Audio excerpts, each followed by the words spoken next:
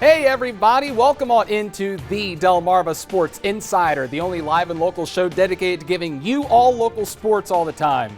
I'm Sports Director Brandon Boss. What is up? It is yours truly, sports anchor Devin J. Martin. You see this football right here on the table. That's what we're going to be talking about all night tonight for this episode of Delmarva Sports Insider. Ton of football tonight, and you know what? We had our best matchup of the season, on paper at least, in the Henlopen Conference. Our game of the week is the top two teams, the two powerhouses in the Henlopen Conference, Devin. Yep, and it's a rematch of the 3A title game from last year. Smyrna obviously got the best of Dover last year. They scored 50 on them and also held them to under 10 points. Would the Senators be able to return the favor tonight? Smyrna looking to pull off the upset. Yeah, I know the defending state champs are the underdog against the Senators. Because well, when you're 2-4. Right, and the Senators are 6-0. That's what's going to happen, but they are at home, and the Eagles defense came ready to play. You see Cosme getting sacked by Cole Moyer, full steam ahead. It was in the backfield right there that he took him down, and then Smyrna gets the momentum on their side. Kamaj Kearney does what he does best, fights through the traffic for 6 points. Yeah, but the Senators are gonna take it to him right here. John Parker fights the defense, gets down to the red zone there. Fast forward to the third quarter, Smyrna looking for a big play right here. Jacob Tiberi, one of the two quarterbacks for Smyrna, passes it to Kearney and passes it ahead to Andre Ashley. We've got a flea flicker. Yes, wow. I love flea flickers. This is great. What a pass from Kearney. Smyrna with the flea flicker touchdown. That might be a top. It better be a top play candidate. That's got to be up there. That's got to be up there. But we've had some pretty impressive plays this week, but that's definitely going to be at the top of the list. But Dover responds in the best way possible. John Parker, handoff, spins around the defender. He's going. He's going. He's gone. Touchdown. Untouched into the end zone. Dover keeps the undefeated streak alive. They're 7-0. They beat Smyrna in a classic matchup. Final score from this one is 18-14. Wow. Wow. I did not expect this. I thought that Smyrna would come out and they would reassert their dominance in the Henlopen this week. But my goodness, this really shows us that Dover is for real this year. Yeah, that game was definitely the game of the whole season, in my opinion. There were so many things that we just weren't able to talk about just in those quick highlights. 3 turnovers by the Dover defense forced on the Smyrna offense. That was a big thing in this game, a big reason why the score was what it was. They were able to hold them to 14 points, force a couple turnovers. And then the end of the game, Brandon, Cole, our sports reporter, told us about this. He said that the heavens opened up. Oh, Smyrna had one final chance. They were down 4. And they didn't. The quarterback didn't know what the down was. He thought it was third down when it was really fourth down. He threw a check down on an open spread offense. What's it called? A spread offense shotgun pass. Threw it right out of bounds with time winding down, and that was the turnover. And that was a turnover on downs with 10 seconds left. And Smyrna was able to. Dover was able to kneel the ball away. The thing about Smyrna is they're 2-5, but those last 2 losses. You fail on 2 two-point conversions against Middletown, and now tonight against Dover, you even reach into your bag of tricks for a flea flicker touchdown there. It wasn't enough. Man, I don't know. Smyrna is definitely a state title contender, and I put nothing past Mike Judy at all. But this team seems like they're young, and it seems like they're a team to watch out for next year and the year after. But this year, it looks like it's Dover's year. Yeah, and that's what I wanted to go to. Obviously, the Senators, they look like, and they're primed and ready. 7-0, the only undefeated team in the 3A, one of the 2 or 3 undefeated teams left in the entire state of Delaware.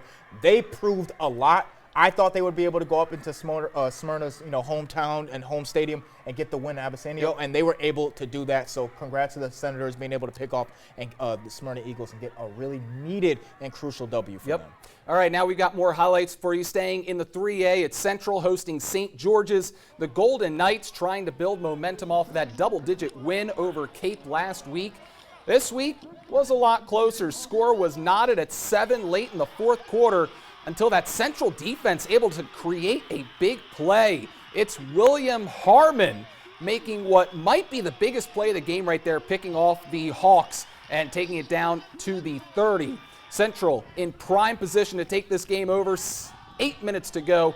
Golden Knights offense doesn't waste their extra opportunity. It's Kevon Moore Bradell there diving into the end zone. Ball breaks the plane. Refs say it's good. Central goes up 14-7. and that's the final. Yeah, that was a really close game right there. Central was really clutch on both ends of the on the football in the fourth quarter to take the W. Now we're going to go down from the 3A to the 2A. Milford and Laurel fighting both to stay alive for the playoffs. And these teams play with a sense of desperation. Now, scoreless after the first quarter, Denari Horsey breaks through the goal line and gives the Bucks a 7-0 lead in the second quarter. Again, that's only 5 minutes left to go in the second quarter, but Laurel tries to respond right back with a drive of their own. But defense was the mainstay for both squads. Offense was at a premium, but eventually Laurel would break their way through the defensive D-line for the Bucks. Now, Xavier Limehouse breaks through on the outside, gets it down to the 20. Then Coach Joey Jones calls his number yet again. That's a touchdown for Limehouse. Laurel goes for 2, but they're stopped, so the score is 7-6. Now, only 2 minutes to go in the first half, but that's more than enough time for the Milford Bucks. John Hudson finds Jaleel Freshwater wide open up the middle for a touchdown with literally only about 30 seconds left. They only needed a minute to get those points right back. They go for 2, they get it. They take a 15-6 lead at halftime. That will be the final. Neither team's able to score in the second half, so Milford comes away the winner over Laurel. Yeah, 2 things about Milford. Milford is really stout on defense. Forget about that game with Woodbridge last week, but Laurel is struggling mightily on offense. Let's talk about some other final scores from around Delaware. Brandywine over Seaford. This one went to overtime after a lightning delay. 14-7, Seaford falls. They are now 3-4, but they should be in the playoffs. They should be okay. Indian River 49-12 over Early College. They are going to be in the playoffs, and they are a 1A title contender, I would say. Cape Henlopen 35-0 winners over Caesar Rodney. We've got 3 games coming up tomorrow. Delmarva hosting Sussex Tech, Conrad hosting Poly, and then Woodbridge at Friends is going to be a very, very interesting game as well. One more note, the Dickinson Rams went out there and got a win against McCain in the backyard brawl. That's 3 in a row. wins in a row. Wow. 3 in a row. Way to go. Ram pride. All right, Devin. Let's go ahead and take our talents over to the Bayside now and talk about a game between Easton and Bennett. Yeah, those are 2 teams that they're not really at the top of the standings in the 2A this year, but they're still going to play really hard when they go up against each other. Now, things were down 10-7 when we picked things up. Jordan Smith, the hard runner, the anchor of the backfield, setting up a Sakai Smolin quarterback keeper, and he's going to get past the defense, breaks a few tackles, goes down the sideline, and stretches in. Clippers scored 21 unanswered points in the second and third quarters, and they win 35-16. But the thing is, watch this play right here. This is the play that we're going to be talking about. Sophomore Dustin Blue rolls right, fires to the end zone. Carter Mooney is there, hauls it in for the touchdown. But was it a touchdown, Devin? Watch the replay right here. It's called a touchdown on the field. What do you think? Okay, it's a 2-part answer. If this was in the NFL, I don't think that would stand because he didn't break the field with possession of the ball. But what I want for a high school kid, that was a great catch, being able to get 2 feet down, inbounds. I'd give him the score. All right, I saw 2 feet go down, and the ball came out after he went to the ground. Somebody asked me at the game, they said, do you think that was a catch? I said, all right, do you remember the Des Bryant catch a few years ago? And that was, yep. Did Des catch it? And they said, yes, it was a catch. So I said, you know what? Yes, that's a catch. Yeah, if but you again, think Dez's catch was a catch, that was a catch. Yeah, but you know how the NFL is, so they said that wasn't a catch, and I don't think that would have stand. Well, it stood on the field. And it did, and it sure did. Now, we're going to recap those games from last night. Let's start with the game of the night from yesterday up in Ridgely, North Carolina and Kent Island, 2 fierce Bayside North rivals trying to see who's the best team in the Bayside North. Both came into this game with 1 loss, but Zymir Smith, he took over the game in the second quarter. That's an 87-yard touchdown to get the Bulldogs on the board. He was a menace on defense as well, picking off Gavin Henry and taking it to the house. 14 quick points that North Carolina would score thanks to Zymir Smith right there. Scores 14-0. Now, Kent Island would do what they could to stay alive in this game, including that score by Nathan Green. But North Carolina's defense got a lot of stops when they needed to, and they would win the game 21-14. Offensively, Zymir Smith was definitely the player of the game, but defensively, that man on the screen, Tommy Morris, was definitely the player of the game for the North Carolina Bulldogs. They beat Kent Island 21-14. Now, you told me earlier you felt like Kent Island played better overall, but but then North Carolina. But this shows just how dangerous the playmakers are for North Carolina. Plus, that defense has been stout all year long. If they can keep the game close with anybody in the playoffs, Zymir Smith, Nasai Bell, dangerous combo for the Bulldogs. Yeah, all they have to do is get Zymir Smith open in space, and he looks like he's the fastest man on the field every time he touches the field. Up in Centerville, Parkside hosting the Queen Anne's Lions. The young Rams having a tough time on offense last night.